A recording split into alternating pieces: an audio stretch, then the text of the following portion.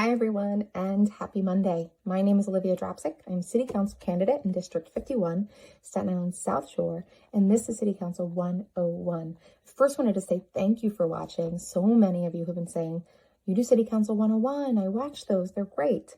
And it goes back to the fact that we've been saying from the beginning, civic literacy matters, transparency matters.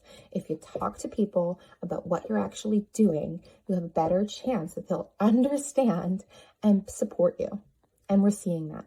And so City Council, what will I do in the City Council? What are they doing now? They deal with the budget. We spoke about this in the beginning. And so now for the next few weeks, we are going to talk about it in detail, because this is a huge part of the City Council's role, because the budget for the city is huge. It is larger than most state budgets. New York City's budget this year that we're working with is roughly $88.2 billion. And the budget that's in preliminary stages right now and is going to go through the process we'll talk about in the next few videos, $92.8 billion. That's billion. We are a large city with a lot of people. Services, programs, projects, it costs money. So how does the City Council come into play? And eventually, as you know me by now, how do you come into all of this? We'll be talking about that in the next few weeks.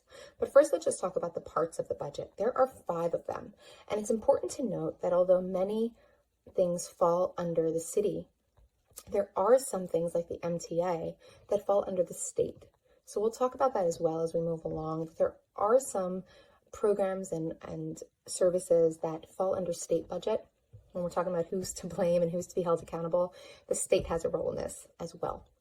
But for now, we'll stick to the city. And the 5 parts of the city budget that by law are required to be balanced: expense budget. The expense budget is what you would assume when you think of the word budget. How much do things cost? The programs, the services, even City Council members' discretionary budgets fall under the expense budget. So each district discretionary budget, we'll talk about that in more detail.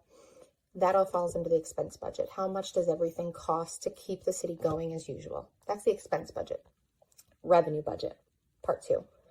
Revenue, as the name suggests, how is the city paying for all of this? What kind of taxes are coming in? Service fees are coming in. Grants and funds are coming in for the city to maintain the budget and balance the budget. Financial plan. Financial plan is a non-binding part of the budget, but it's still required, where the city will take a look at a multi-year impact. So what's the economic impact? Where are the fluctuations going on over a few years? So that they're really planning with, multiple years in mind, and not just day to day when we're dealing with billions of dollars and millions of people. Capital budget. 4th part of the city budget is the capital budget. Now, the capital budget deals with one fiscal year and the projects within it that primarily are infrastructure projects, like parks, like libraries, that benefit the public and are for public use and have a value of $35,000 or more. So those are going to fall under a special part of the budget called the capital budget. And the 5th part is called the capital plan, which looks at capital budgets over multiple years. Are they being finished? What kind of additional funds? And what's the impact economically and financially of these projects? So 5 parts: expense, revenue, financial plan, capital budget, capital plan. 5 parts of a city budget that has a lot more of explaining to do beyond that. I will.